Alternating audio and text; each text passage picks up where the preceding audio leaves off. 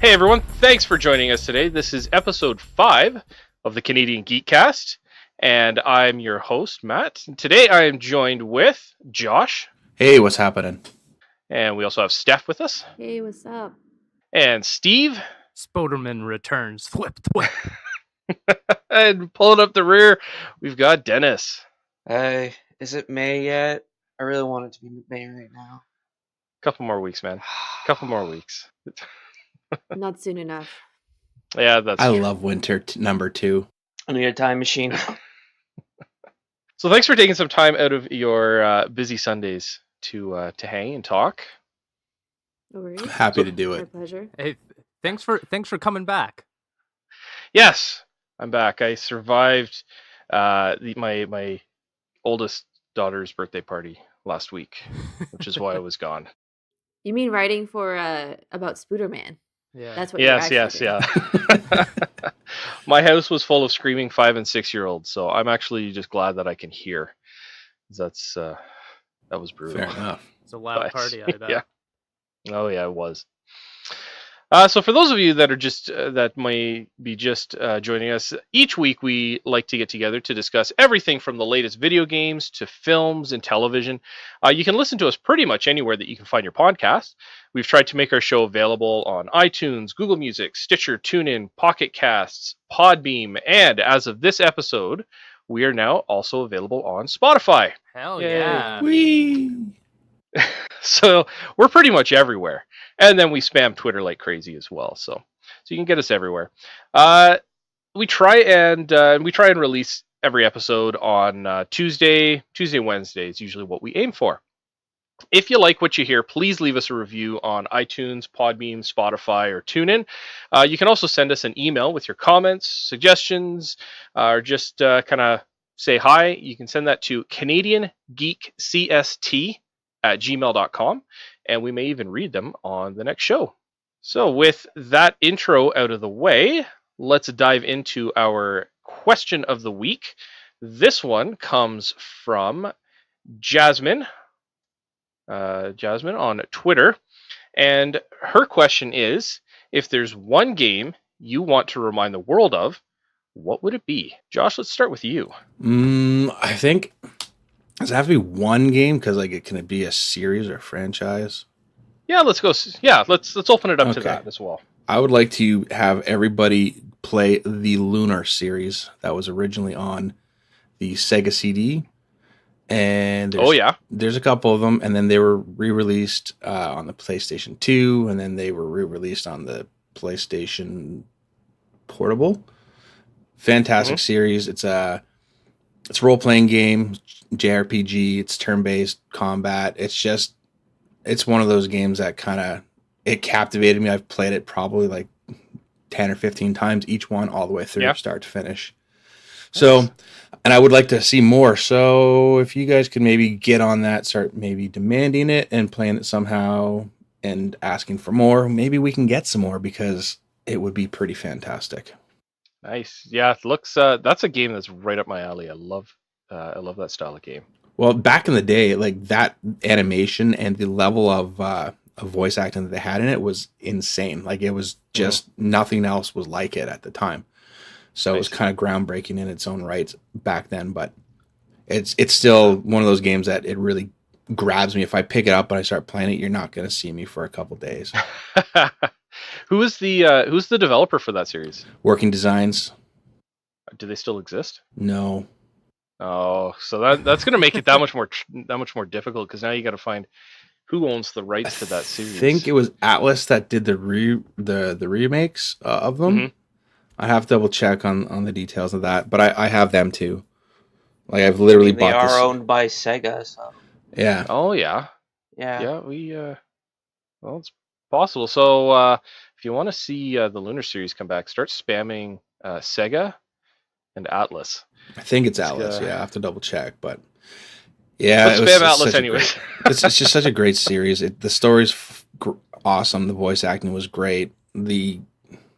The animation, the dungeons, it's just all around a super series. Nice. Yeah, that looks awesome. Cool.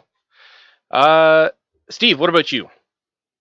So mine would be the Condemned game series. Nice. Condemned Criminal Origin was a 360 launch title, which was followed up by Condemned 2 Bloodshot, I believe.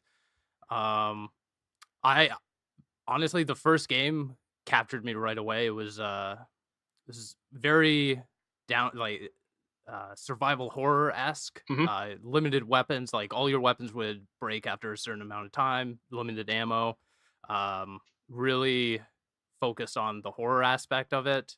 Yeah. You're a crime scene investigator that just gets thrown into like just this surreal, I don't even really know how to explain it, like just like an urban setting. You go through it and you're after like a serial killer, and then the second one just blows it out of the water, makes it like a like a whole, it opens it up rather than being in a single city or town, blows it up to like the entire country being affected by what's going on. Obviously it never concluded the story itself. I really wish that, because it was developed by Monolith and published by Sega, I really wish that someone would pick that IP up and either wrap it up or reboot it, do something with it, because it was super interesting. And I think more people need to either go back and play it or just remember it. It was a good game. So it kind of suffers from the Half-Life syndrome. A little bit, to a very lesser extent. I mean, to be honest, I haven't talked to too many people who are like, man, I really wanted Condemned 3 that much, but I'm one of those people. I'd be on side with that for sure. That was a good series. Yeah. It was intense and it was very. It was. You like walk away from an experience in that game, your palms are sweaty. Oh yeah. Oh yeah. See, I'm not. Spaghetti. What? Mom's spaghetti. Yeah. See, I'm not too big in the horror genre. Like I don't even really play the Resident Evil games. And, what? Yeah. Mind you, Resident Evil is also the weird third over-the-shoulder style that I didn't really like too much. Yeah, but, Condemned was first person, and it was limited actions. Like you could punch, you could you'd have your standard melee attack, but it wasn't overly complicated. So it actually felt like you were in a place of being the hunted. Oh yeah. Rather than like the hunter. Yeah. The entire time, so it was cool. It definitely, like Josh said, there were stakes in the game. This game looks creepy as hell. Yeah, it was looking awesome. through these screenshots. It's 13 years old, man. Wow. Yeah. I would say then maybe it's, well, if we saw another one, it's possible it could be a reboot of the series. But I mean, 13 years. I'm just trying to think if there's been another game series that's had like a really long hiatus between sequels. Prey was one? Oh yeah. Bayonetta? A few years ago, the creator was on Twitter asking about if people would actually want this. So he is gauging gauging interest. Yeah. So it's not out of the realm of possibility. It's just who's going to make it. Oh, okay. Nice. Well, it looks like Monolith is still around, so let's start spamming Monolith. We'll get Steve Condemned 3. Yeah, Prey came out in 2006, and the new one came out last year. Yeah. Oh, really? Oh, wow. Well, and then there's also Duke Nukem Forever. That should have stayed in the vault. That should have, yes. Yes, it should have. Yeah. Coochie, coochie, coo. All right, Steph, what about you? Yeah, I had a bit of a hard time with this one, mostly because there's like a lot of really great games, but they're not super old. And then I just randomly thought of a game that my brother and I had a lot of fun playing as kids, and it's Time Splitters. Oh yeah. Oh yeah. Oh yeah. Yes. Man, I'm not a huge fan of shooting games, but that game was just off the wall bonkers. Yeah. It just had so many fun, like innovative modes. And I just remember as kids, like my brother and I, because it was so limited to 4 players since it was only on PlayStation 2. Well, apparently you could go up to 16 in the second one. But there was a mode where it was just like flame tag, basically. And my brother and I would be the robot who can't go on fire. And then we would just have like 16 of the snowmen. And then when the snowman go on fire, they just go, I'm melting, I'm melting. That's awesome. And so it would just be that ringing around, because then that would tag on the next person, who tag on the next person. So it would just be this like cacophony of just like, I'm melting. That's awesome. And it was so funny. My brother and I would be in stitches. Like, we would cry laugh during that game. That sounds cheap, though, playing the robot that can't catch on fire. It's like playing Oddjob in GoldenEye and Slappers Only. Look. Yeah. We're kids. We just want to be gods. Oh, yeah. Yeah, no, that's cool. Yeah, I remember Time Splitters 2 and Future Perfect were both on GameCube as well. Yeah. Yeah, so it was... Well, we played it on PlayStation because we had... So my mom used to go to Malaysia and China for work, and she'd bring back those, like, very sketchy DVDs. Oh, yeah. They're, like, in thin plastic wraps, and, yeah, it had this printed out copy of the cover, which is terrible. You shouldn't do that, but my mom didn't know any better. And we had her PS2 modded to play all these... The bootleg copies. Because they were in a different region. Yeah. It was a different region, obviously, so... Yeah, I just remember playing so much of Time Splitters, and I've never had so much fun playing a shooting game. Yeah. And yeah, just bonkers. Like, you can be a monkey and dual wield guns. Like, yeah, it was just a lot of fun. Really silly. Didn't take itself too seriously. If they could bring that back, I'd be in. I mean, apparently fans tried to bring it back. They made some kind of mod. Yeah, it's called Time Splitters Rewind, and it was end of November 2012. A fan group got permission to develop a Time Splitters mod using the CryEngine 3, and it was I think that's the one you're talking about. Yeah.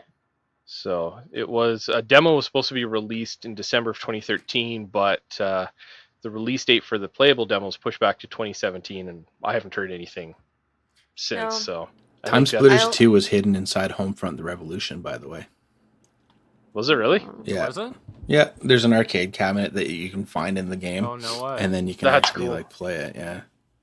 So that's really cool. Yeah. Very cool. But yeah, just bring back more silly games like that. Yeah. Nice. So Dennis, what about you? Same question. There's so many I could choose from, but I think one that I want to bring everything back, Matt, but I can't. If I could only choose one, I would pick something very niche and like JRPG. I would try and bring back the Grandia series, because I think that series stopped around PS2 era. So it's been a long time, and there hasn't really been a true like Grandia 4. So, and I remember playing Grandia 3. I could never complete it because I rented it at my local library, and disc 2 and 3 were just like couldn't even be. Jeez, I couldn't even play it. So that's what I get from renting from the library for free. So yeah. It's just one series I have some good memories on. It would be one series that I would want Square Enix to bring back. Yeah. Well, it looks like they did an anniversary edition in 2015, so you never know. Yeah. Yep, that's true. For me, I'm gonna go JRPG, similar to Josh and Dennis here. I would love to see a return to the Chrono series. Start off with Chrono Trigger. Okay. Cool. Then we had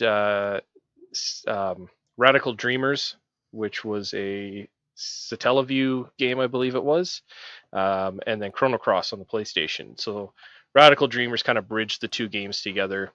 It was more of a choose your own path type of game. Like it was more of a reading game as opposed to like a traditional JRPG.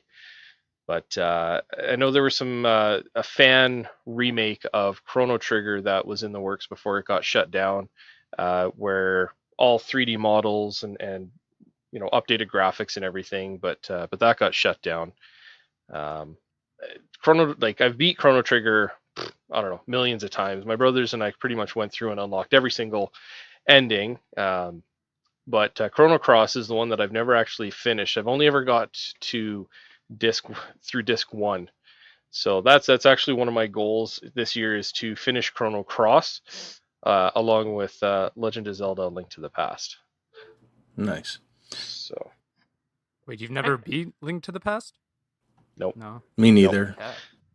I've Me only neither. ever got past the second dungeon or temple. Cool. With like the treat. sand one. So Yeah. You know, another JRPG that was wicked awesome that I think people forgot about is Ark the Lad, which was a PlayStation original. That series was awesome. I'm not familiar with this one. No, I would recommend taking a look at it, and if you get a chance to give it a try, play it. Yeah, you won't come away disappointed. That's for sure. Interesting. Okay. On a side note, I really wish that studios would stop shutting down fan projects if they're not going to make a game that's similar. I agree. Nintendo seems actually to be, I think, one of the worst for that. Yep. But yeah, I agree. If an IP has pretty much fallen into abandon, then let the fans run with it. Sure, maybe the original studio could, tell them, maybe they can't make a profit or whatever. But yeah, that's got to stop, because there were so many awesome mods and re-releases that are done by fans that either don't share profits or just give them like equity. Like, hey, or not equity, but like share the profits. Like, hey, okay, we're gonna let you do this side project, but you owe us 10% of your profits. Because you're using our IP. Yeah. Like, make money off of it. Yeah, if I was a dev and I was doing that, I'd be all over that. If it allowed my my project to see the light of day. They do nothing. Yeah. Right? They literally do nothing, exactly. and then they let the passion of a bunch of fans do all the work. Mm-hmm. Like, for example, there was this really amazing and very thorough Pokemon mod for Minecraft. Mm-hmm. Oh, I remember this, yeah. And they shut it down, and I was so unbelievably upset. You have no idea. Mind you, the Pokemon company is a little ruthless. Oh yeah. Well, I don't know if you remember hearing about there was some Poke party down in the States or something, and there was a whole big cease and desist and legal battle and everything. Really? Yep. Yeah. Oh yeah, it's yeah, but because they were selling tickets based on it being like the Pokemon party. Yeah. It was branded and everything. It wasn't like it wasn't like a theme party. They had banners and were selling tickets with the Pokemon logo on it. That's a little different. Okay, that's different. Yeah. Yeah. But like free mods in Minecraft, like that's the most harmless thing I've ever heard of. Mm-hmm. Yeah, there was also a fan game, I forget. Pokemon Uranium, I think it was called. They shut down that very quickly. It also comes down to developers and wanting to have ownership on. They don't want someone else going in and tampering with their IP, right? If it's within their right, they own it, so like I think there's a balance between if someone's gonna do like say a remaster versus doing a completely new game based on the engine, based on properties of the game. That's a different story, and I don't think that should be allowed. No, yeah, it's just like if you're not going to go into that stream anyways, the fans aren't making any profits off of it. Like it's just a fun passion project. Mm-hmm. Yeah, I don't know. I see both sides, I really do, but it really sucks when you're like playing one of those mod things. It's like surprise, it's gone. Yeah, it'd be nice if they shouldn't there be like some Creative Commons licensing that they could use that allow these to go through, or parody or something. There's got to be something that can be done. There's it's down be to the developer. It's down to the developer. Yeah, that's true. The publisher, like some let them go. Like the Warcraft thing went on for a while. I'm not familiar with that one. So someone made the original Warcraft, so like the first gen, made a server and everything. They let that go for like a really long time, and it recently was shut down. Oh yeah. Yeah, because they came back with some like retro thing themselves. So obviously they want to shut that down before they release that. Well, I'm glad, as far as I know, Half-Life Source and Perfect Dark Source haven't been shut down. Those are re-imaging of the classic N64 games in the entire Source engine, along with new music and everything. Oh, it's awesome. Last I heard is the developments, the guys who were developing that were also working on bringing single player campaign. So not just the multiplayer, but single player. The music is awesome. If you like listening to video game soundtracks, definitely seek out the GoldenEye Source soundtrack, because it's all updated mixes of all the music from GoldenEye, from the game GoldenEye. So it's really good. I quite listening to it usually in the car when I'm driving. So it's awesome. Yeah. But I would say, with our introductions and question of the week out of the way, let's dive into our topics. So our first topic is we've got some game impressions to cover. We have A Way Out, Pizza Titan Ultra, and Hellblade. So let's start with A Way Out. Steve and Josh, I know you guys have been playing this one. I think Steph, you've played this a little bit as well. So let's toss it over to you guys.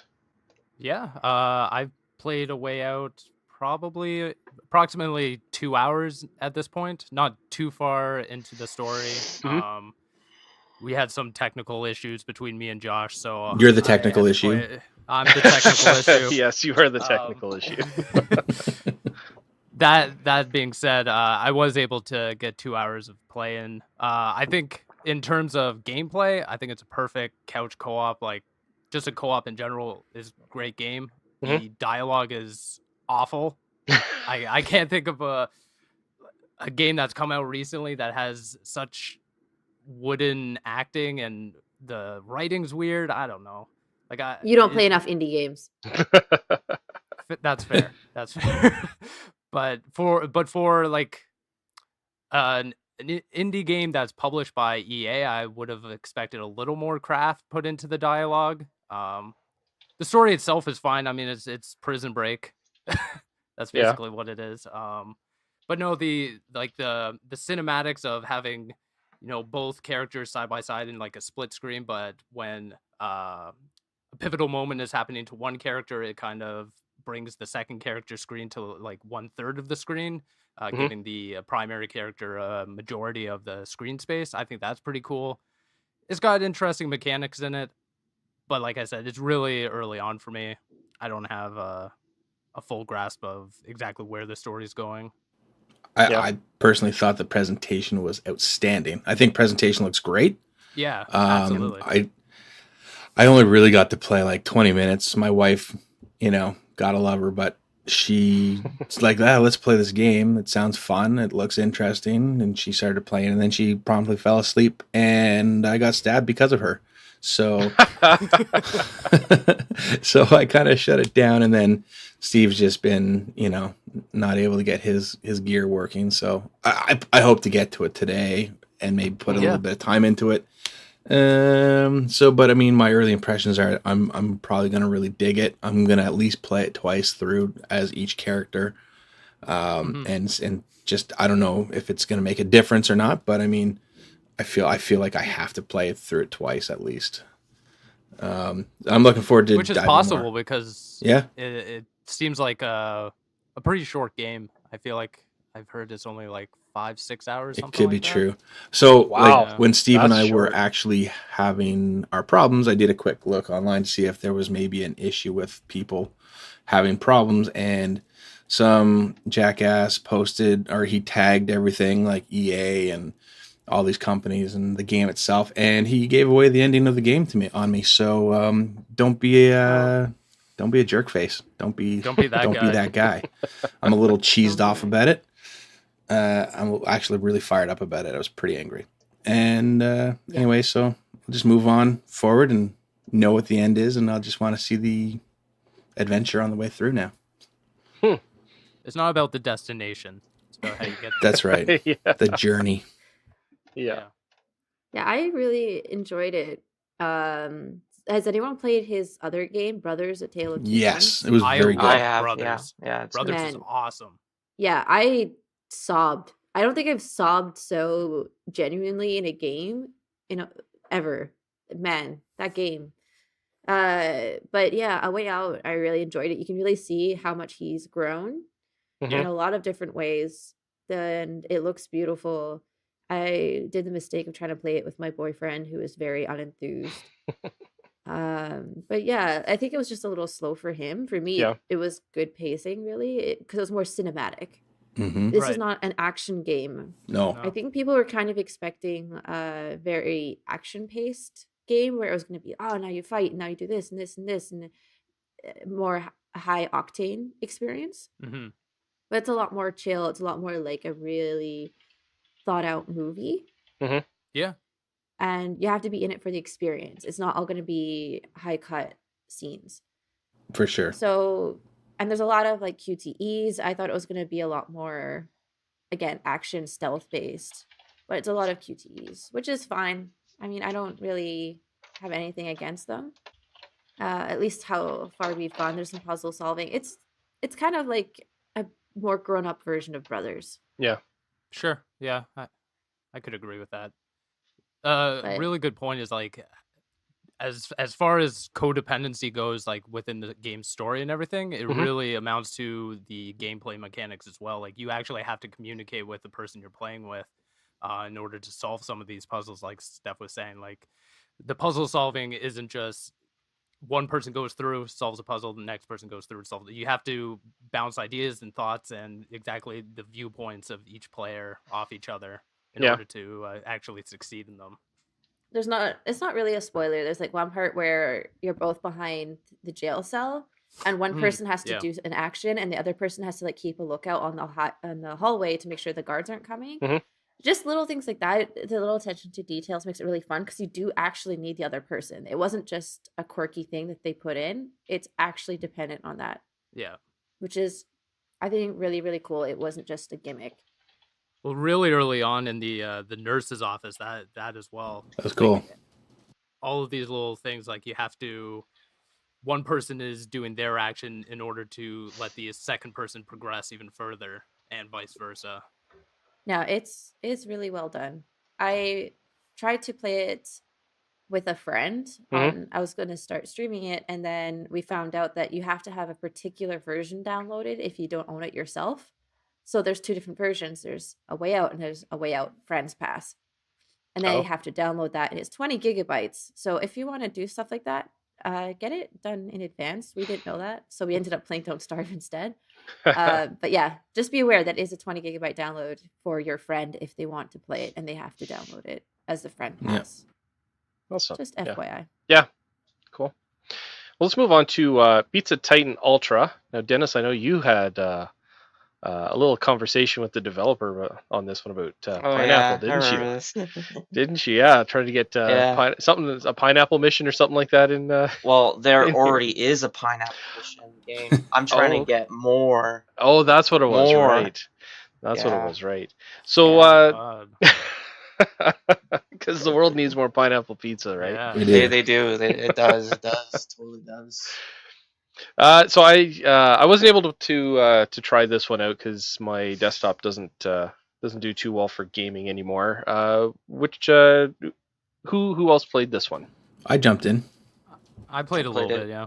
Yeah, so I just want to preface this, but the Team Breakfall were very, very kind to send us all keys. Yep. Yeah, super nice people. Thank you. Yeah. Yes. They are also Canadian devs from Ottawa. They are the guys who did Star Wall, which was a really fun multiplayer game where you play narwhals in space. Nice. Yeah, very quirky, fun game, party game. But yeah, they gave us all a key, so we said that we'd give them a shout out on the podcast. So shout out. Yeah, so the game comes out on April 25th this year and is going to be $18 in both US and Canadian, which is quite rare. Very rare. We get that deal going. Yeah. So what are your impressions of the game? Personally, in the probably 40 minutes I played, it looks great. Like the animation and graphical design of the game looks great. I just wish it just wasn't on Steam. That's not my platform of choice. I just kept playing it. I hooked up like my Xbox controller, playing it there. On the controller, it felt great, but it's just not really where I want to be playing. If that game was on Switch, I'd be all over it, honestly. Yeah. That game feels like yet another indie game that belongs on the Switch. We can keep saying that over and over for every indie game, but honestly, it would feel right at home on the Switch. Yeah. Josh, what about you? I love the graphics. I love the art style they've got in that game. It's fantastic. The game played smooth. Again, like Steve, I also used my Xbox controller to play it. And it was like there was no mucking around with control settings or anything like that. It was very seamless, and I really appreciated that a lot as a console gamer, primarily, again, like Steve. I thought the game was a lot of fun. It was pretty sweet, just smashing people's homes. I like that. I'm a big fan of the delivery method where you just like show up at a house and you smash your fist through the window and you give them their pizza. I mean, who doesn't love just like everyone wants? I mean, who wouldn't want that, right? That is awesome. Yeah, I'm looking forward to seeing more what they can do with that, and I will be playing some more for sure. My daughter and I will probably jump on that together. She's decided to become a big gamer now, and I think her and I could have a lot of fun together with that. So, yeah, nice job. That's awesome. Nice. Yeah, I guess we'll talk about the gameplay a little bit. So it's the whole concept is that you're in massive mech, so kind of like Gundam or Voltron, I guess. Yeah. And yeah, you're delivering pizza because I think the whole premise is it's like a post-apocalyptic type thing. Okay, maybe not post-apocalyptic, but like some big event or war has happened, and then this is post that war. So they have all these mechs that aren't doing anything, so they use them for delivering pizza. That is awesome. Which I think is hilarious. That is so awesome. So you have these like time trials. It's kind of Crazy Taxi-esque. Yeah. Oh yeah. Very Crazy Taxi. Yeah. Yeah. So you have a point where you have to go, and then there's like floating money around that you can pick up. You have to deliver your pizza within a certain time. You can add more time to the rounds, et cetera, et cetera. It's super silly, obviously. The art style, like everyone said, is beautiful. Do you get to build your own mech, or is it all they're all like pre-built? You can customize it. Yeah. Okay. Colors and like different pieces of the mech, like shoulder, head. Yeah. That sort of thing. Yeah. That's really cool. I've been looking through screenshots of it. I really wish I could play this game. I really wish my computer would handle something like this, because this looks like it's right up my alley. It's just that weird wacky bring fun. it to the Switch. Get yourself a 1080 Ti. You'll be good. Yeah. Yeah, it's super silly. I think my biggest criticism of it was that they took the best part out of the game, or they tell you not to, which is destroying things. I mean, the first thing you do when you get into a giant mech is you want to just destroy things. And they're like, don't destroy the city. We'll get in trouble with the mayor. And I'm like, meh, like, I don't care. They're like, oh, we're here to deliver pizza, not destroy people's property. I'm like, you're not going to stop me on this. How can you not destroy a city when you're in a giant mech? Like, right? The one thing I do appreciate is that there's no penalty for doing it. Oh, really? Just pop up on the screen and say, oh, don't do that. They blah, chastise blah, blah. you. But yeah, there's no, like, initially I thought, oh, they're going to start deducting money, or you're going to get a penalty for time or something. I didn't see any of that so far anyways. Gotcha. Yeah, in like the harder challenges. Yeah. Yeah, I only played the challenge. So the intro, the challenge, and then level 1. And I destroyed a good portion of the city, and it was just the mayor was getting pretty mad and sweaty, and he's like, please don't, the elections are coming up. Dennis, what do you think of this? Was there enough pineapple in the game for your liking? I only played 20 minutes, so I didn't get far enough to get to the pineapple. So, the gameplay is like, I'm not really someone who plays like level based kind of games like that, but it was fun. It was fun for what it is. Yeah. But so for like the story, like I didn't really pay attention to much of the story, but apparently Chuck E. Cheese is the antagonist in this game. Oh, really? Looks like it, yeah. Yeah. And that's awesome. As far as the aesthetic of the game, like the story and whatnot, yeah, it definitely takes a lot from like mecha anime, mecha cartoons. In some ways, it's a parody, like Mega XLR was, of like a mecha kind of genre, and there was a lot of reference. I was like, I get that reference. That was a reference, and I understood it. So nice. Like Steve, I'd rather have played this on my PS4 or Switch. So like my gamepad, I couldn't really use my sticks because it's like a Logitech kind of controller. I could have configured it, but I was just like, I'll just use the D-pad. I'm actually surprised that your Logitech didn't work, because a lot of times those are seen in most games as an Xbox 360 controller. Yeah, I don't know. So that's kind of weird. Yeah, this game it's in beta still, and we got beta codes anyways, and the settings menu was completely lacking. Gotcha. I'm the kind of person who likes to customize my controller or my controls, and I couldn't do that. There was nothing. Yeah, so like not even audio settings. No, nothing. So I found the controls a little bit unintuitive. I was also using Xbox controller. For some reason, the buttons that they had didn't mesh with my brain. I don't know what it was. And I just really wanted to remap them, and I couldn't. So, at least not without using third-party software, which I wasn't going to go into. But, I mean, we got beta keys, so it could be in the full version. Yeah. But it was really well optimized. Oh, nice. Yeah, I didn't have a problem running it at all.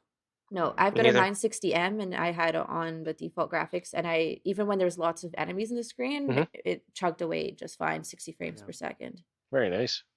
So the final game in our game impression segment is Hellblade. So this one is on Xbox One. I've seen a little bit about it. I watched a video about the audio, which everybody says the audio alone is unreal. It's unbelievable. So why don't we talk about Hellblade a little bit? Sure. I think only me and Josh have played it, at least on the Xbox. I don't know, Dennis, have you played it on PlayStation? Nope. Okay. I played through. I completed it. Josh, I don't know, how far are you? I'm just getting to like the bridge sort of thing. So I'm at the the battle on the bridge. So I'm not too sure how far that is, but I would say maybe I don't know, like a couple hours. Yeah, for sure. Like about a third of the way through, I guess, if I were to put a number on it. Yeah. So I mean, I heard tons of good things when this game came out to PlayStation. It started winning awards left, right, and center during the Game Awards last year. Yeah. It was just one of those games that came and went, and I just didn't have time for it on the PlayStation. I had all intention to go back to it at some point this year, but then once I heard it's coming to Xbox and it's going to be enhanced for the X, I was like, okay, I got to jump on this. And lo and behold, everything they said about this game was right. The sound design is probably some of the best technical sound I've ever heard put into video games. Like it's masterful. This game feels like a AAA game built like a AAA game budget, but it's an indie game for all intents and purposes. Like it blew me away. The acting in the game, the voice work is stellar. I don't know how many of you guys actually know the premise of the game. No, I've been looking it up to just kind of see what kind of game it is. So majority of the game has to deal with human psychosis. That's why everyone says, hey, when you're playing this game, make sure you wear headphones, because throughout the whole game, what happens is you have voices in your head giving you contrasting remarks. Some will be, dragging you through the dirt and calling you an idiot or pathetic or something. But then once you're once you're facing enemies, some of them will be encouraging you and giving you little hints of like where they are. They're behind you. You're about to get attacked. So they're very contrasting all the time, either positive or negative. And at a certain point, you get this thing called rot, which starts affecting your hand. And every time you die, the rot starts going up and up and up your arm. Really? And to the point where if it hits your head, so it goes up your forearm into your head, that's it. Game over. You start over. You start over. Oh, wow. So every battle you're in, every fight you're in, there are actual stakes. I play a game like Uncharted and I'm like, okay, I die, whatever, start at the next loading screen and then restart, right? This game, every single battle felt like, okay, I've actually got to pay attention. I've got to, dodge, duck, do everything, because I don't want to restart this game. It's not a long game by all means, but there's actual stakes. The story is incredible. I couldn't recommend this game more to anyone, even PlayStation, Xbox, specifically Xbox if you have an X, because it looks beautiful. I'm looking up some screenshots from this game, and this is I'm blown away at how this game looks. You aren't kidding. This looks like a AAA title. Yeah, this is it does. Unbelievable. They started calling them double A's. Yeah. Well, people were saying like this could be the resurgence of a AA game space, because there used to be a huge AA game space, but then it just kind of went away when the indie scene grew up and got their legs on the ground. But now, who knows? Oh, I just realized how cheap it is. It's a small game price. It's like Steve said, the sound in that is just absolutely ridiculous. Like, you have to have a really good headset, and I've used both Steve and I have Turtle Beach Stealth 700s. Yeah, I've got the same one. Yeah, and they're just, oh my god, they're so good. The sound it's crazy. Like, there's moments where it's just almost like chilling, some of the stuff that's being said to you, and some of the sounds, even like from the enemies, like the voices, it's all around. It is a superb title. It is well worth the money, well worth the time.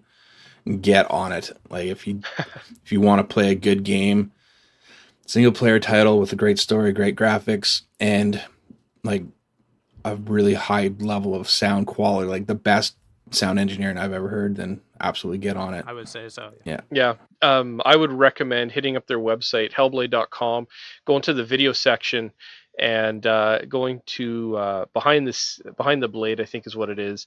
And if you watch Development Diary 15, it's the binaural audio test, and they go into the detail about that and everything. It's really cool. And you absolutely need to have a set of headphones to fully appreciate everything for the audio in this. And like, even just looking through this, the mocap is just insane as well. It looks like everything is mocap too, which that brings a whole other level of realism to the game. And in general, it's kind of nice to see more mocap happening, because I think that helps cut down on development time, and it makes all the characters and cutscenes and everything just seem that much more real and less robotic looking. One of the more chilling or haunting aspects of the game is anytime there's a break and into a cutscene, whoever is talking to the main character, you're always in the eyes of that character, so she's always talking directly to you, like looking directly into the camera, quote unquote. Okay. So it's actually haunting when you're playing. You have the headphones on, and she's staring directly at you, speaking to you. So it's like breaking the fourth wall in a way? A little bit, yeah. Breaking the fourth wall without breaking the fourth wall in a way. Because she's not talking so to you. She's looking at the fourth wall anyway. Exactly, yeah. Yeah. She's looking at the fourth wall, not talking through it at you, but she's talking to a character. Yeah. You know what? I'm buying this game right now. Hell yeah. Do it. Right now. In fact, I have the Microsoft Store open. It's tied into my Xbox. $36, and I've just hit buy. Well, it's 30 on Steam. Get wrecked. Wow. We've already established I don't play PC games, so Ninja Theory also said that if they hit, I believe, 25,000 copies sold on the Xbox, that they're going to donate, I believe it was 50,000 to mental health organization. Well, there's one more. And the thing I love about the Microsoft products being all tied in together is this is now installing on my Xbox. So you guys have just sold me on this game. I was debating buying it, and you've tipped me over to the purchase. I sure hope this doesn't end up in your wall of shame, though, of games that you own but you haven't even finished. There are only, I think I only have 2 games in my wall of shame: Command & Conquer 4 and Myst for the 3DS. Like I was saying, this game's super short too. Like, I finished it in 2 really short sittings. So you shouldn't have a problem getting through it within the next week or so if you sit down for a couple hours a night. Yeah, I'm excited to play this. I'm really excited to play this. We need an update next week then. Absolutely, I will. That's your homework. That's my homework. Yeah. I'm kind of tempted. Do it, Steph. Do it up. Do it. I don't think my computer can handle this at 1080p, 60 frames per second. Then buy it on Xbox. She doesn't have one. She's not cool like us. Oh, that's right. I like my 60 frames per second without paying $500. Thank you very much. Another cool thing for console players on the One X is that you can select where you want like the power going, whether it's frame rate, resolution. Oh, cool. Yeah, so you can go in there and actually tweak the specs a little bit. Yeah, that's pretty neat. That's really neat. One of those. If only you could have both. Weird. If only there was a way you could have both. Only. Yeah, if only. But like we talked about with Pizza Titan Ultra, it's just not gonna sit on Steam. Yeah. We need it on Switch or an actual console. I need more PC people. This is unfair. You got what you have right now. Welcome to the Canadian Console Cast. I'm your host, Steve. I'm out. Great on. Well, let's move into our second topic, which is more video game news. God of War is dropping in 5 days, but I believe the review embargo has been lifted because reviews are coming in left, right, and center. This game is sitting at some near perfect score, if not perfect scores, on quite a few different reviews. It's at 95% on Metacritic. Sites like Easy Allies, IGN, Polygon, CG Magazine have been given this perfect scores as well. Yeah, there's a handful of them we gave it the perfect 10. Mm-hmm. Yeah, I think this game, I may be wrong, but I think this is the most well received PS4 exclusive as far as the meta scores are concerned. Yeah, I think only like Uncharted 4, Shadow of the Colossus, and Persona are the closest ones to coming to this. Yeah. Really? Yeah. Yep. I'm enraged that it's not coming to Xbox. I know, me too.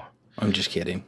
You guys should have seen the Xbox One subreddit. It was getting ridiculous. The trolls and the people complaining about it. It was getting ridiculous. I had to shut that shit down. I'm a big fan of the series. I've played all of them, and I really love the way they were. I'm a little nervous about the complete change of presentation and the way you play the game. Mm-hmm. But I'm super pumped to play it. I'm just a little like I do have like that whole. It wasn't broken before, so why did we have to fix it? But I realize, sometimes you need to move, change things up just to keep it fresh, right? But yeah. I'm really excited to play it. I don't really like the kind of behind the shoulder view too much myself. I think you said that earlier too. Well, for me, it was just for the Resident Evil games. Right. But normally, I don't mind. Depending on how it's done, I don't mind it. Yeah, and I'm also a little nervous that it's going to be more like a long babysitting mission, kind of like Resident Evil was. It was like a big old babysitting game. Oh, really? So, yeah, I hated that one. Was it 4? Yeah, 4. I was going to correct you. It's not God of War. It's Dad of War. Yeah, Dad of War. Old man of War. Gotcha. Yeah. Well, anyway, those are my concerns. I'm actually kind of curious about the story because so one of the guys who's on the Xbox One mod team, he was kind of explaining the God of War series and how Kratos kind of goes through and I guess at the end of the third one he ends up sacrificing himself and killing himself. I forget why. Spoilers. Yeah, well, if you haven't played, yeah, I kind of remember. If you want me to explain it, I can. So in one of the early games, Kratos opens up Pandora's box and to get the god powers, and he releases all the evil into the world. Okay. But actually, all the evils were supposed to go into him, and all the hope in Pandora's box was sent out into the world. Okay. But that didn't happen. So all the evils went into the gods that Kratos has to fight. But all the hope went into him. So to release all the hope for mankind, he had to kill himself at the end of God of War 3. Okay. So yeah. Interesting. Yeah. Okay. But I don't know how he survived though, because at the end of God of War 3, you can see the blood trails of a body going into the sea. So I don't know how he survived. So it's gonna be interesting. In the game. Yeah. Evil twin brother. So he's got a goatee. Oh, that explains the beard. Yeah, that's what makes him different. Well, all I know is that God of War, the new God of War, is kind of one of the most recent games that's tipped me over to looking at getting a PS4.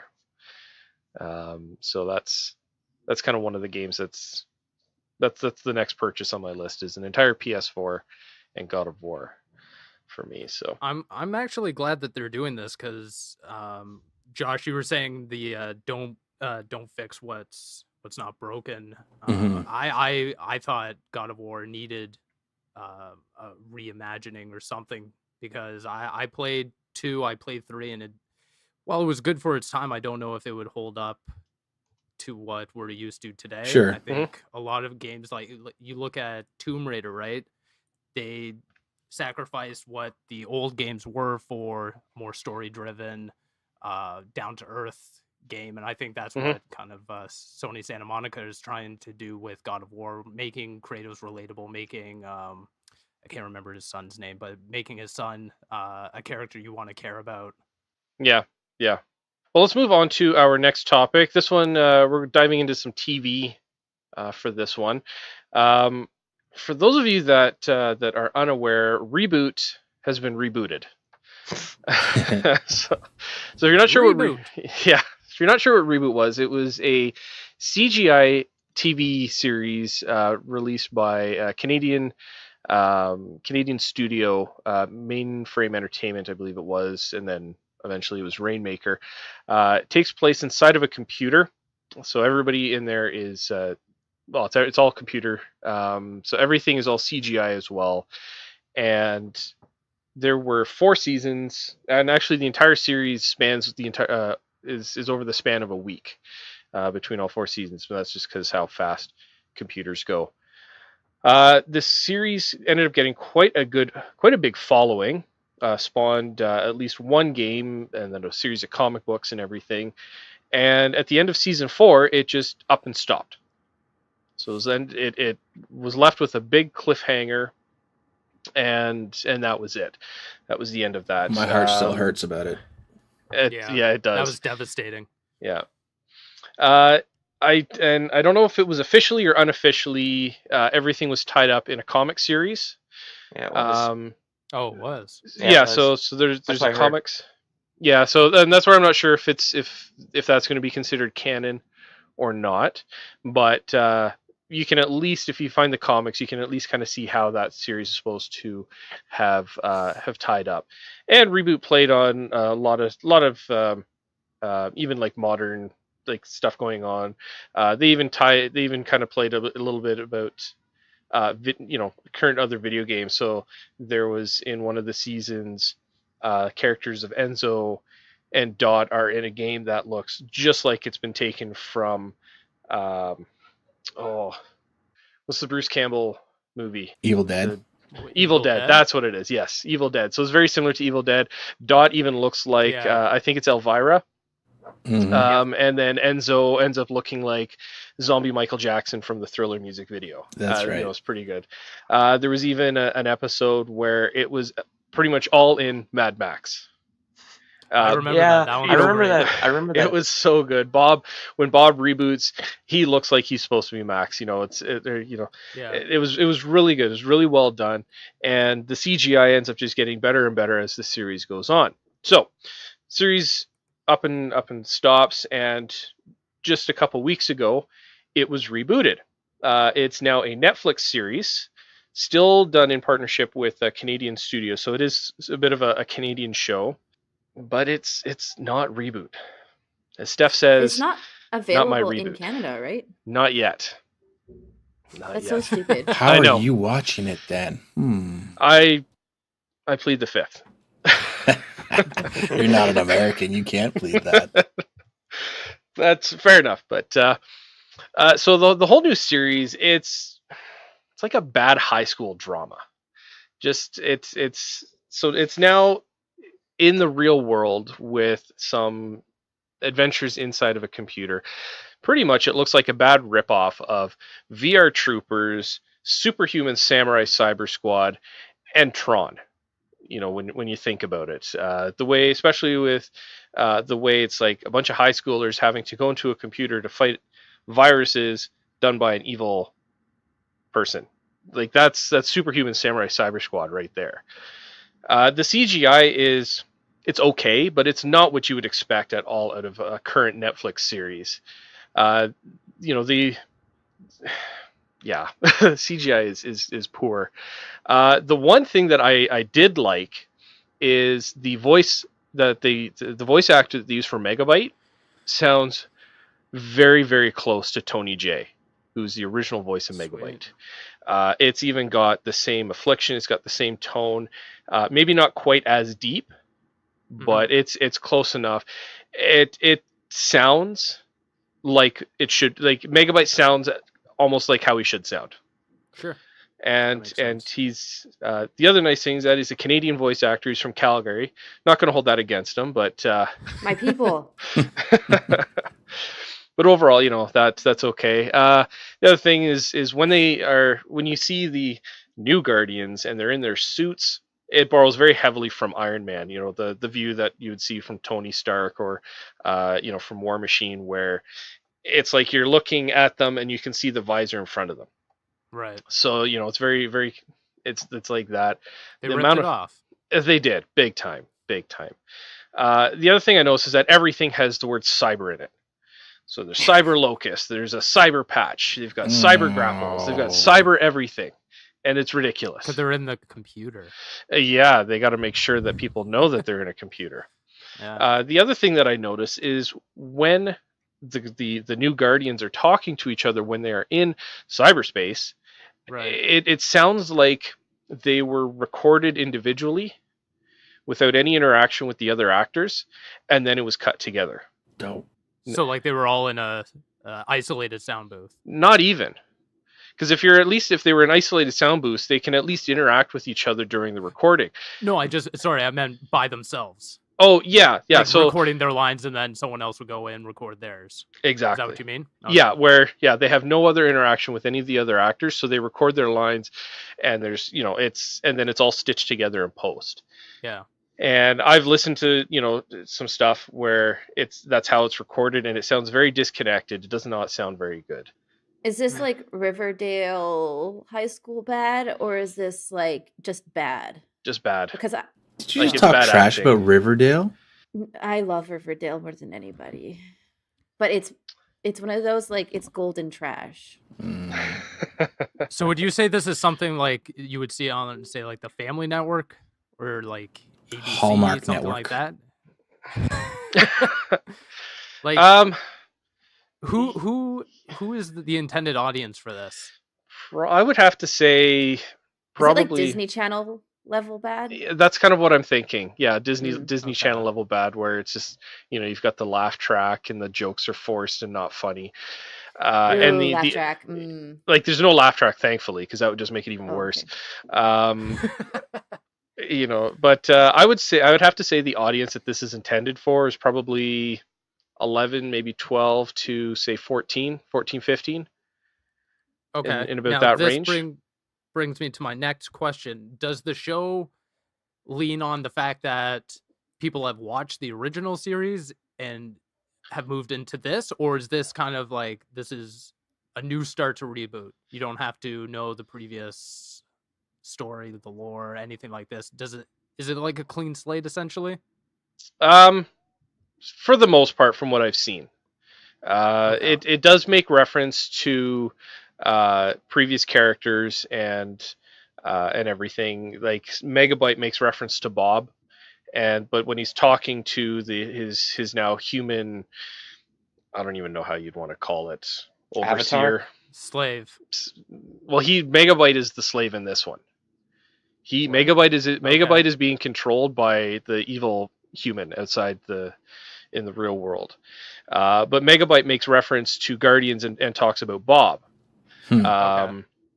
And then in the second episode, when you actually get to see Megabyte, when you first see him, he looks like Megabyte from the original show, and then he gets an upgrade. And the upgrade looks kind of cool, but at one point you end up seeing Frisket walking around. I'm like, well, right. Frisket's not a stray dog. He's Enzo's pet.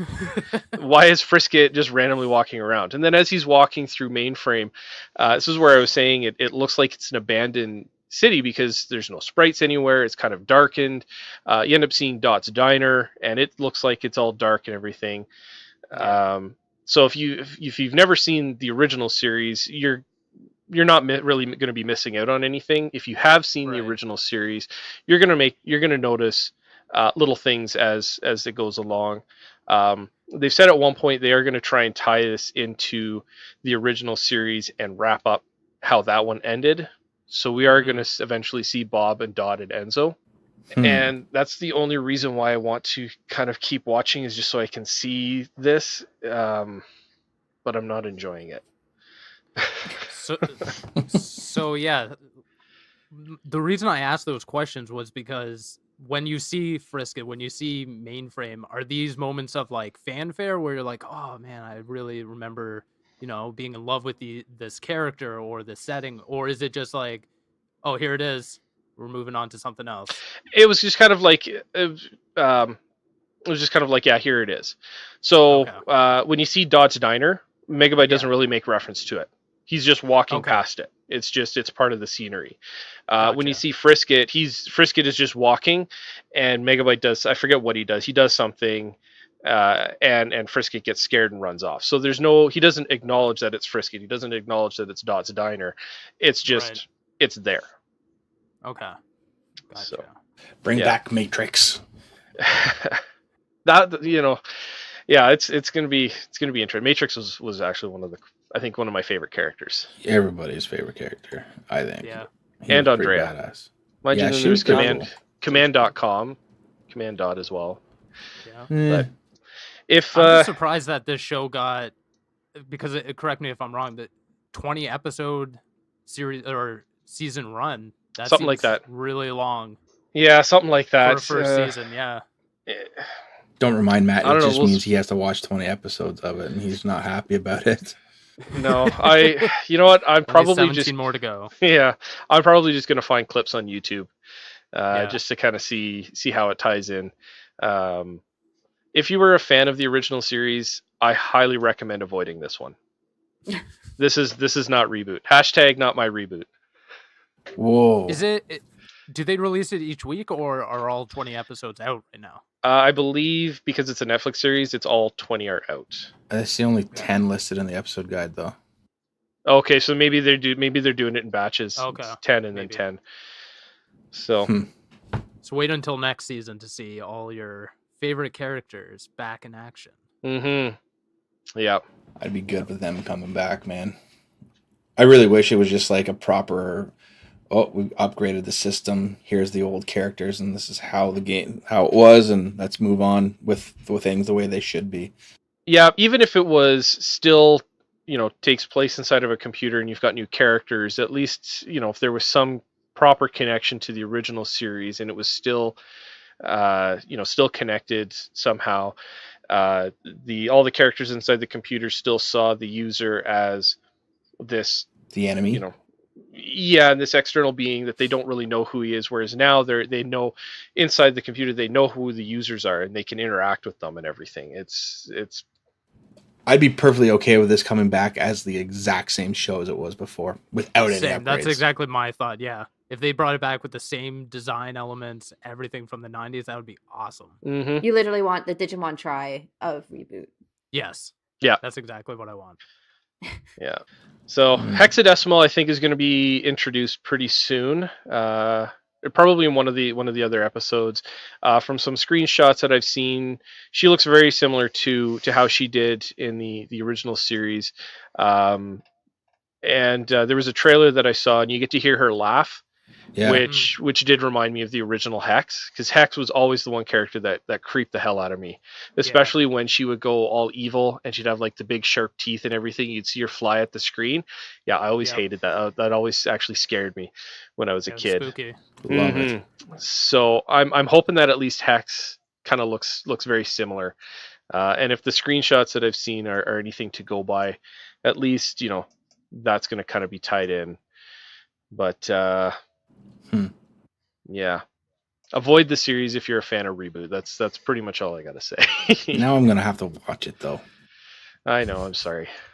Read the Wikipedia. Yeah, it's not the same. Well, let's move on to our fourth topic, which is Dennis's favorite. It's our game releases of the week. Yeah, we gotta come up with some kind of jingle for you, Dennis. A little segment. Time for some game releases. I don't Perfect. know. Yeah, it would have to be some really like high octane chip tune. I'll That work on matches something. Dennis. Yeah. Yeah. Something to contrast Dennis's enthusiasm. Yes. Oh. Yeah. All right, Dennis, take it Okay. away. Okay, for this week's game releases go from the 19th to the 24th. So for the first game is coming out on the April 19th. It's coming to PC. It's Total War Saga: Mhm. Thrones of Britannia. This is the 12th entry in this turn-based strategy real-time tactics series, Total War, that takes place in 787 AD during a Viking invasion of the British Isles. Got nothing else to add other than that. It's Total War. Yep. Perfect. Yeah. Next coming out is a lot of cardboard is coming, let's say. Nintendo Labo Variety Kit is coming on April 20th to Nintendo Switch. It's $90 for cardboard with a game. And yeah, kids are going to buy it. Maybe they couldn't have planned that date better. Yeah. The kids aren't going to buy it. The parents are going to buy it. Oh, well. Okay. I'm a parent and I'm not going to buy it. You don't want to pay $90 for cardboard? No, I can just go buy groceries and get cardboard. There you go. You pay $90 for the software, really. The cardboard, I think there's cardboard kits you can get for free. No, there are cardboard replacements you can get replacements. for free. No, that's it. I don't let my kids play my Switch anyway, so Switch is my console. So you're saying that the Labo is specifically for you? If I was going to buy it, but I'm not. Honestly, like I don't mind a lot. Some of the stuff that Nintendo does is really weird, and someone's like, okay, after a while, I kind of get it, but cardboard controllers. Yeah. I don't know about that one. It's not for us, though. No, I exactly. know. Yeah. If I was a kid, I would be all up in this. I used to love building stuff. Like I was all into the Legos and all that stuff. I'm not so much into it now, I say, as I have 2 Lego things on my shelf. But I like building and just playing around. Like I used to teach kids in Korea and they would make their own little robots. Yeah. And they were always so excited to come to class and be like, teacher, look at my robot. And they like played around with it. Like I can imagine these kids going wild over Labo.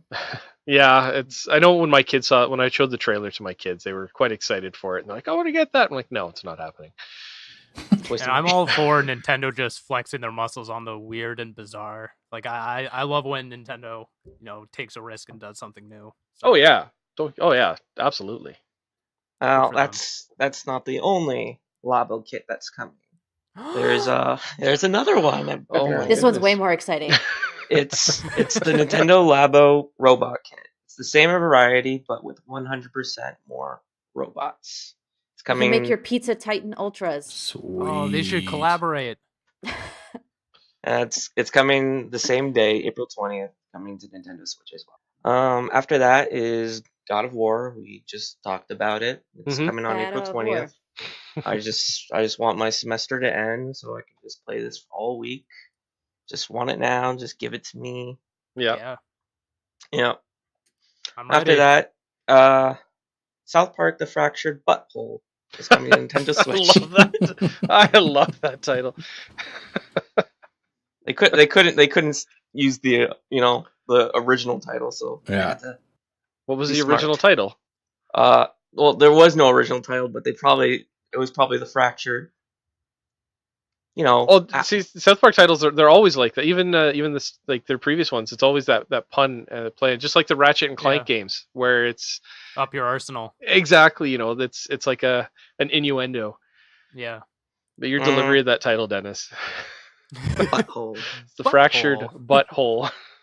Yeah, BUTWHOLE. So their original title was The Butthole of Time. Was it really? Like was literally bot BUTTHOLE. Oh my god, that's amazing. That is awesome. Oh, I love it. Yeah, they talked about it on I think the game release at like an E3 or PAX or something. Oh really? Yeah. Oh, okay. they were told that they weren't allowed to use it, so they're like, all right, well, let's then you tell Parker and Stone that they can't do something, they're gonna make you look like a fool, and they'll still do it somehow. Yeah. Hey, what else is coming out, Dennis? After that is Adventure Time Pirates of Entradion coming to Xbox One. I couldn't find any trailer or official trailer of this thing. I don't know. I saw some screenshots, but having an official trailer must mean it's a really great game. Like I'm sure they have like lots of confidence in this game. It's gonna be great. Yeah. Sarcasm. I couldn't tell. Yeah, I know. It's harder to tell in text, but I Sure. can say it better. Yeah. Speaking. After that is coming to PS4 is the Swords of Ditto coming April 24th. Has nothing to do with Pokemon Ditto. I That's too learned bad. after. Yeah. It's like a top view action RPG like the original Zelda. So I really can't put the game into words. Like the trailer speaks for itself. It's a very ridiculous looking game. Oh my god, it's so cute. Yeah. Oh, I love It's this art adorable. style. I want to hug it. Oh, it's so cute. Oh my god. Yes, I'm sold. Wait, what is it? It's on PS4. Ha. You I suck. don't Oh know. wait, I it's think- PC too. Oh. PC too. Okay, it's Oh, coming to PC. thank at least. God. Okay. I thought we had a win here. I just thought this game was coming to Switch as well, but I don't think so at this time. So maybe in the future. Who knows? It's a Devolver Digital game, and I love their Oh, stuff. cool. So Yeah, only they could release this game. After that is Emily wants to play too. I looked. Spooky. guys, Swords of I Dittle's looked only at the trailer. $18. I was very scared. She wants to play again, and I don't want to play. So that's all I have to say about the game. Yeah. And finally, Rumbo. This game was on Wii U back during when we were playing Wii U's. Mhm. It's It's on coming to Xbox PS4. as well. Yeah, it's on On Xbox. his PC. Okay. Well, it's coming to PS4 and Nintendo Switch on April 24th. Nice. Cool. And that's Yay, it. Toronto devs. It's a pretty fun game, actually. Yeah. Yeah. I enjoyed it. Yeah, Little- 13 it's a a.m. Good little games. party game. I did karaoke with 13 a.m. actually. They do a very good Mulan, make a man out of you. Fun fact. Wow. Okay. Good. I'm going to sleep well knowing that tonight. Yeah. Another great Steph fun fact. That's great. Yeah. And then? Are we good? No, and then. Isn't that it? No. Yeah, that's it. That's No, it. and then. That's it. Are you looking at the doc? No and then. No, and then. Well, I would say that about wraps it up for this episode of Canadian Geekcast. Guys, if people wanted to connect with you online, where could they do so? Dennis? You can follow me on on Twitter at Hunter/13. I'll be counting down all the days till the April 28th when I can just finally put my legs up and play and catch up on a lot of video games. Nice, nice. Josh, what about you? I can find my site, pixelserial.com, or on Twitter, Xbox Canada. And that's where you'll see me talking a lot of nonsense more often than not. Right on. Josh?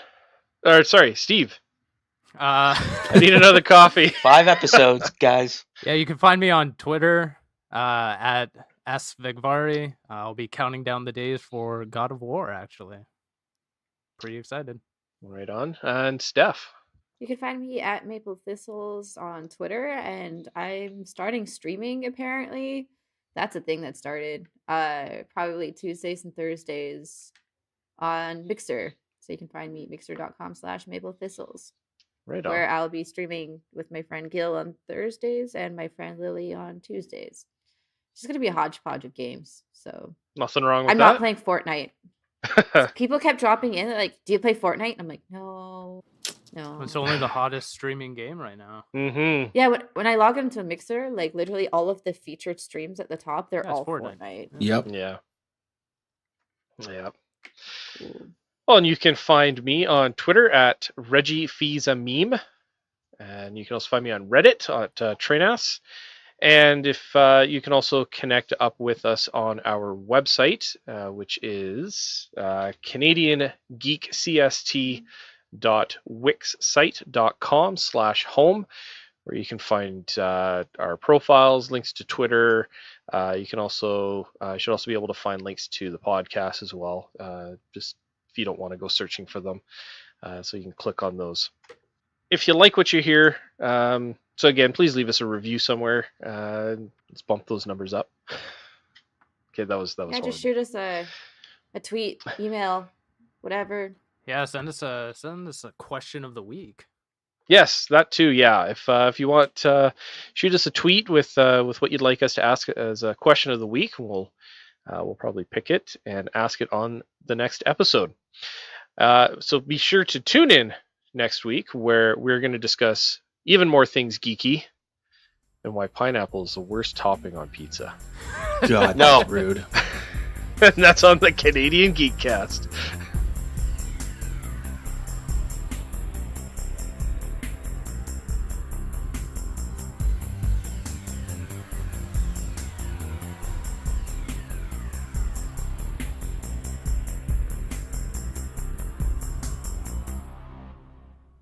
I'm like, meh. Hell yeah. Whee!